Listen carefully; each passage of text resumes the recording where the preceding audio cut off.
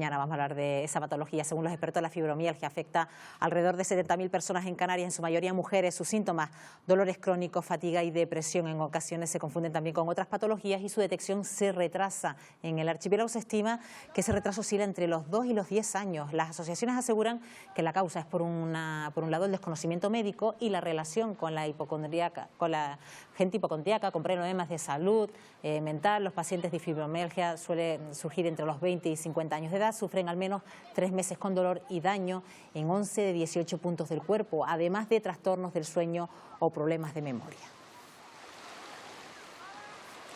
Una patología de la que vamos a hablar a continuación con Candelaria Hernández, que es presidenta de la Asociación de Fibromialgia y Fatiga Crónica de Tenerife. Señora Hernández, ¿qué tal? Muy buenos días. Buenos días, bienvenida de nuevo. Buenos días, gracias por invitarnos. Bueno, y una forma de acercar el conocimiento de esta patología a la ciudadanía, señora Hernández, son el programa de actividades de charlas que vienen realizando en distintos municipios, ¿no? Ya han terminado en La Laguna y ahora comienzan en otros, ¿no? Sí, efectivamente, es un programa formativo dentro de un proyecto que se llama Compartiendo el Camino. Son cinco actividades para dar información. La primera de conoce tus síntomas, que es importante, a más conocimiento de la enfermedad y a más conocimiento de los síntomas, más tranquilidad para la persona que lo padece, porque no piensa, bueno, ¿qué me está sucediendo? ¿Qué es esto? ¿Es algo raro? Estoy muy mal. Si tienes conocimiento, lo sabes afrontar un poco más y lo asumes muy lentamente porque es muy difícil, pero lo puedes manejar mejor. Claro, y eso es lo que se ha ganado, señora Hernández, porque antes es que ni siquiera se identificaban bien los síntomas y las enfermas, digo enfermas porque la mayoría son mujeres, pues pasaban a lo mejor años pasando por reumatólogos, traumatólogos, antes de que le dijeran qué es lo que tienen. Sí, por diferentes, primero el de cabecera, después un rosario, por decirlo de una manera, de especialistas.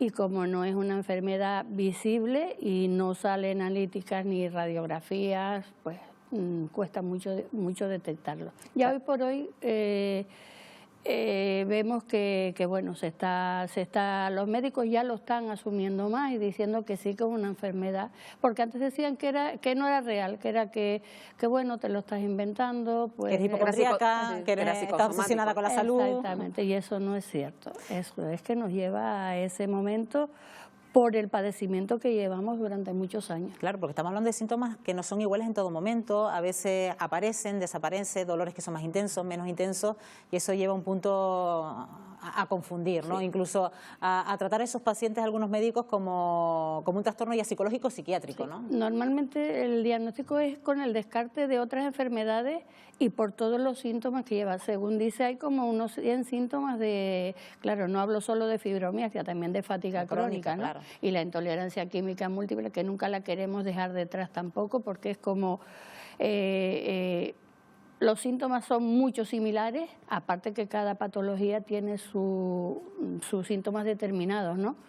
Y al final, pues son más, según dicen los estudios, más de 10 síntomas diferentes. Claro, y esos talleres son muy interesantes porque ya abordan las nuevas perspectivas en las que se puede pues, tratar los síntomas. Entre ellos está la alimentación, sí, porque ya se ha demostrado que llevar determinado tipo de estilo de vida y de alimentación puede no quitarlos, pero sí reducirlos, ¿no? Bueno, sí, es que de hecho el título concretamente es a través de la alimentación reduce tus síntomas. Según los últimos estudios también dice que tenemos como, no somos celíacas, pero tenemos una celiaquía, una intolerancia, una celiaquía con intolerancia, y la alimentación nos perjudica bastante en muchas cosas. Entonces, si más sabemos, más podemos afrontarlo, evitar cosas, tomar alimentación diferente y gestionarlo mejor.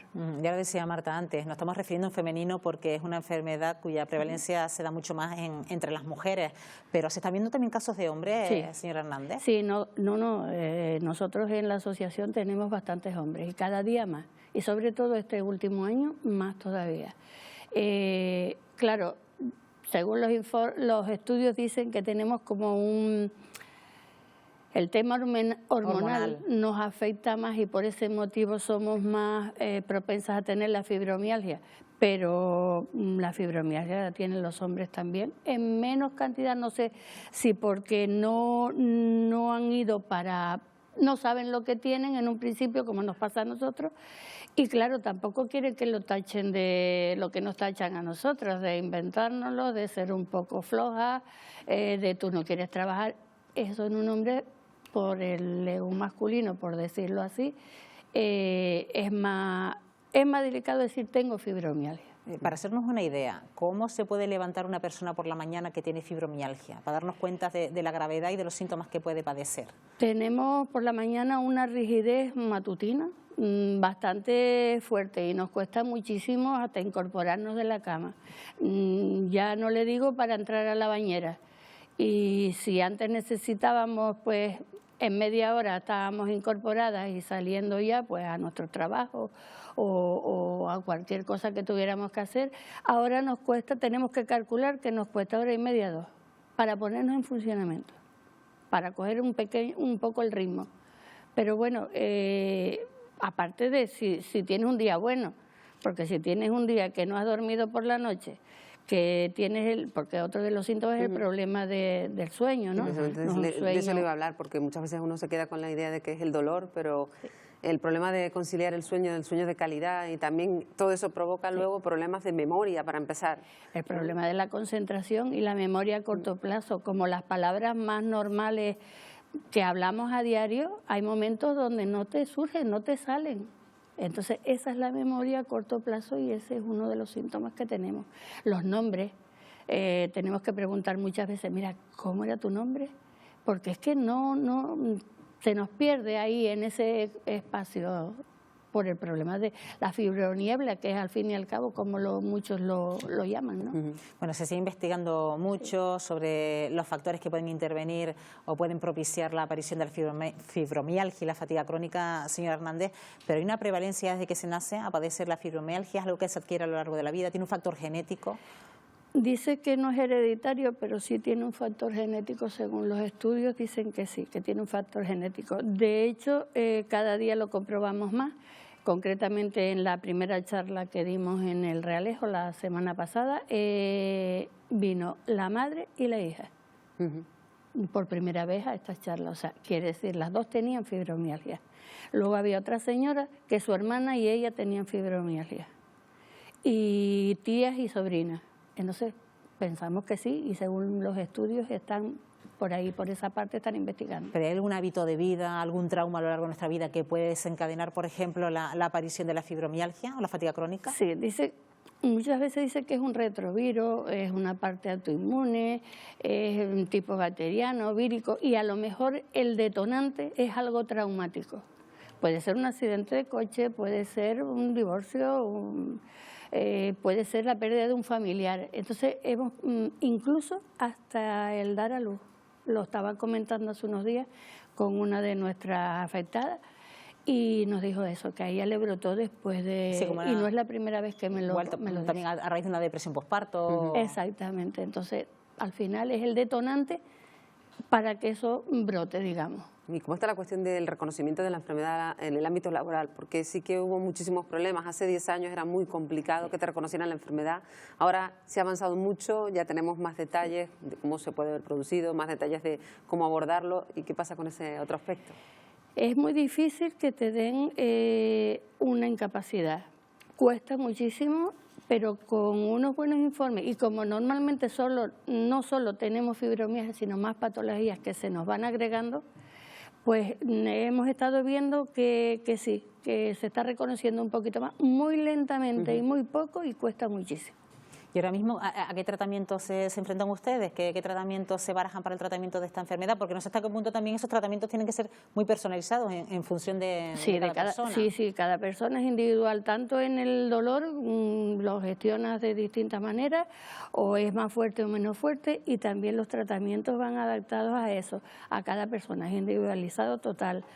El tipo farmacéutico, como siempre, que es para el dolor, antiinflamatorios, ansiolíticos, pues para conciliar el sueño. O sea, no hay más, no se ha avanzado a decir, como no se sabe el origen, no se ha avanzado a una medicación que te cure o que por lo menos te lo pare. ¿Y esto para toda la vida, señor Hernández? Hasta que no investiguen y saquen una cura, para toda la vida. Es una enfermedad crónica. Claro. Y es incapacitante, es invalidante. Por eso es importante también que se reúnan, que haya asociaciones, porque hay muchas personas que atraviesan solas esta enfermedad y quizás compartir los síntomas, compartir modos de afrontar la enfermedad ayuda también, que es lo que hacen ustedes desde AFITEN. Sí, esta es la parte que hace AFITEN, que hace la asociación precisamente, es las carencias que tiene la parte de los organismos, la sanidad, es la que nosotros hacemos. Creo que bueno, cada día se nos reconoce un poquito más, puesto que los mismos especialistas, la unidad del dolor, nos están enviando a las personas afectadas de fibromialgia en la asociación. Nosotros, no sé, aquí el programa que tenemos es precisamente para ello, ¿no? Hablamos de conocer tus síntomas, hablamos de una mirada desde el trabajador social que indica pues lo que es la discapacidad y la incapacidad, que muchas veces las confundimos, pero porque estamos con la necesidad que nos reconozcan la discapacidad y a su vez si estamos trabajando el problema que hay. Un programa muy amplio de contenidos que también sirve para acercar la enfermedad a la población y que se detecten nuevos casos que llegan a través de AFITEN. Candelaria Hernández, gracias por estar aquí un día más en Buenos Días Canarias. Buenos días. Gracias a ustedes. Gracias.